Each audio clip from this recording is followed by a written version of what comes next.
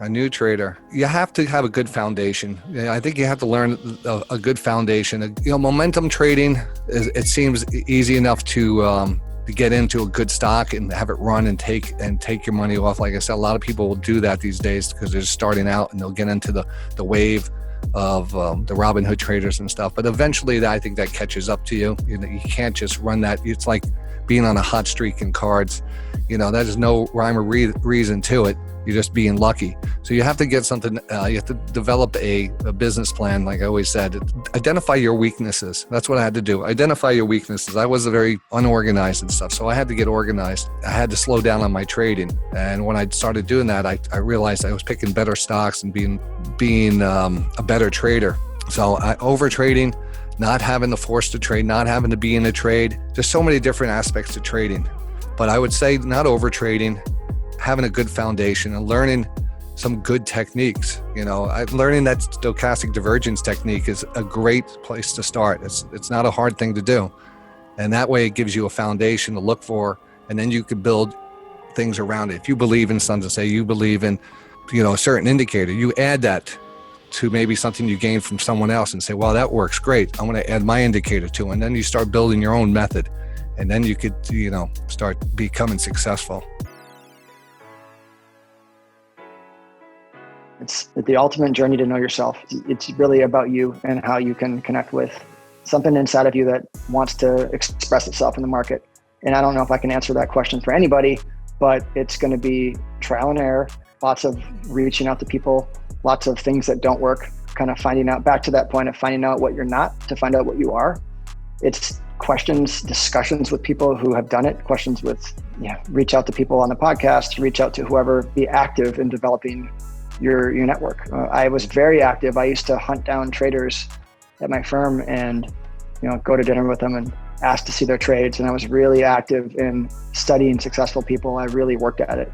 And I picked up a few things along the way. And then I realized some things that aren't going to work for me. I thought, this is great that this person can do this, but I can't tolerate it. I'm not patient enough for this, or this is too aggressive for me.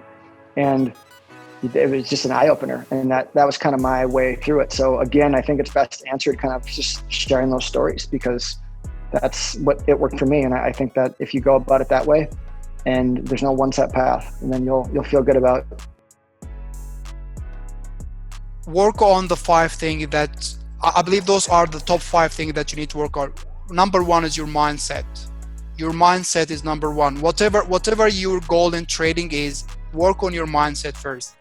Work on your network. Make sure that you have, the bigger your network, the bigger your wealth. Whether you are in trading, whether you are in business, whatever like your life path gonna push you, you need to work on this. Your time, work on your time. Invest your time to learn. Invest in your skills and invest in your tools, and be emotionally and mentally prepared for risk. It's not only about the money. The money definitely will come. If you are taking care of those 5 things, the money will come. No doubt about that. The goal to profitability is by developing competence. So you can't, you're not going to be profitable if you're not good. You're not going to make money in football, soccer, basketball, tennis, unless you're good at what you do. So for me, the whole goal of becoming profitable actually is, and this is where I think it's a money focus, I would say the goal is not to become profitable. The goal is actually to develop skill and knowledge and competence. If you develop the skill, the knowledge, the competence, then you are likely to also to become profitable. And I think sometimes too much focus on becoming profitable, prop firms and institutions have to have that focus, because they are risking their money on these people essentially. So it is a business. But I think where you can, and this is what I would encourage in people, is the goal is to develop competence. The better you get at trading, the more likely you are to make money. But focusing on being profitable doesn't always lead you to take the behaviors that will actually make you profitable, if that makes sense. So it's a bit of a paradox. Same as being, if we're too focused on the outcome of our trading, we may actually deviate away from the process that actually leads us to get good outcomes. If we focus on the process of making good decisions, we tend to get the best outcomes. And I think that's really important. So I think the goal is competency. When I was working with the prop firms, we used to have a little model called the J curve, where basically it's like, also it's just a J shape, and the bottom part of the J is kind of underneath the horizontal baseline.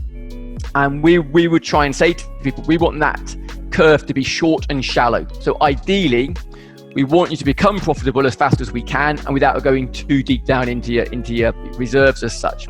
But again, how we did that was a real focus on craft, mind and body, competence, coaching, mentoring. All these things can accelerate people's learning curve, but it is very much a learning focus. And then we would almost say that the first phase is the learning phase. And then once you've kind of get good at the craft and the mind and the body, then you can move into the earning phase. And now we're into how do we maximize the investment we've all put into your learning.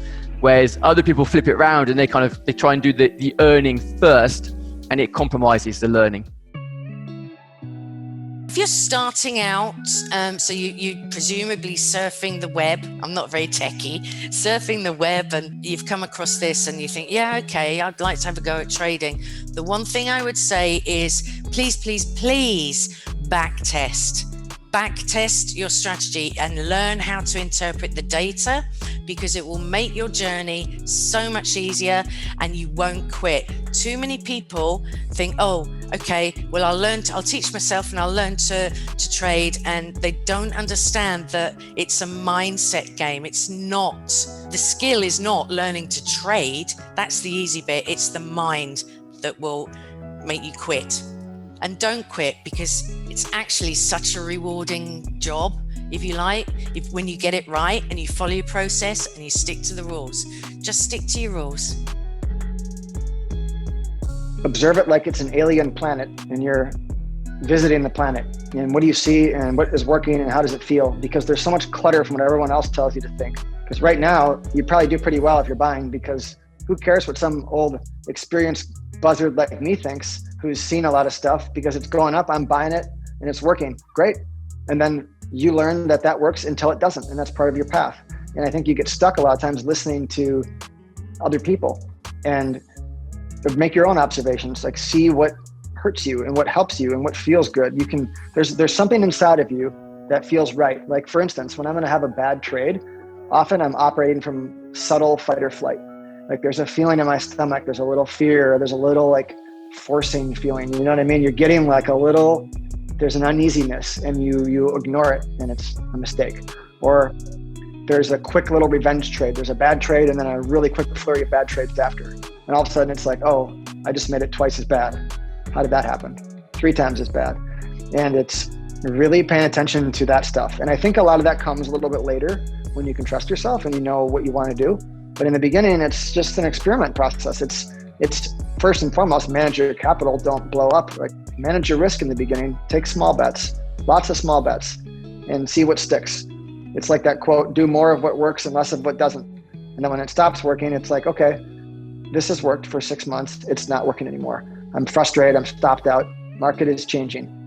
And then I need to figure out what's going to work again. And that's how you grow. I mean, eventually you find one tool and that's great. You have that tool for life once you find it. And it might stop working for 3 years, 3 months. It's a style could go out. It doesn't work anymore. Everyone's copying it and doing it. It's being reverse engineered. And then eventually something else works. And then after 10 years, you have 5 or 6 things that you can do and they keep coming back in style. And I think that's why the thinking process is important, because in this world we're in with algorithms and machines, anything that's predictable or programmable is going to get wiped out and you're not going to be able to do it. But if you have an open world strategic mindset with a lot of different variables, it's very hard to program that, and it's going to ensure that you have a lot more success. Remember always to prepare. Preparation is key. You must prepare. Have a goal. What is your goal? What is your motivation? What is your purpose? Why do you want to trade? Don't do it for the money. Please don't do it for the money. You have to have a bigger sense of purpose. Also have a plan. When you have a well-documented plan, it's hard to fail. It really is. Have those set of rules that's going to keep you in check, and have consequences if you break your rules. So if I broke my rule giving you an example, I couldn't trade the next day, punished myself. And I love trading, so I don't want to break my rules. I like the idea of copying the masters first and learning how the masters do things, and then make that trade your own through review and understanding of what your cognitive and personality strengths are. Copying masters first, making your own, and building from there. Many people say that losses are good because they teach you something, but you really have to make sure that you actually learn something from it. Otherwise, you're just wasting your time and your money that you could spend much better otherwise. It's tough to go back on losses and like see what you did wrong or see what you can learn from it. It's tough and it's annoying, but it's definitely a good exercise to do, a good thing to look at for sure. Yeah, and that's what I see the most is when you have the losing period, the losing streak, that's where people stop journaling, but that's really the time where you have to keep journaling. That's where you find out or learn the most about yourself, maybe why you keep breaking the rules, why you keep doing that, what's wrong with your mindset, why are you doing the things that you're doing. And if you can find that really out, you get to learn yourself. It's not only going to help you in your trading, but maybe you realize, okay, I'm impulsive in my trading, and then you see, okay, that's a pattern that is also applicable to other areas in my life. And then trading can become this vehicle to allow you to work on yourself. Let's just take your financial advisor. The way that they advertise an investment vehicle is it's low risk, okay? The way trading's advertised is you can make this much money. It's the opposite. So but in actual fact, you need the same skill and the same mindset to do trading as you do investing. You just need a more of a skill. So you should still be focused on low risk.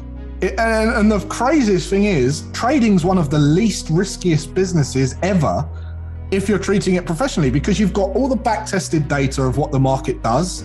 You know what's likely to happen next. You're not relying on anyone, shop fronts, trends, staff, nothing other than you. So you're in full control of the business. You've got all the data of how that system performs, and you control all the money that you put into the market and the returns. So it's actually the least riskiest business that's out there.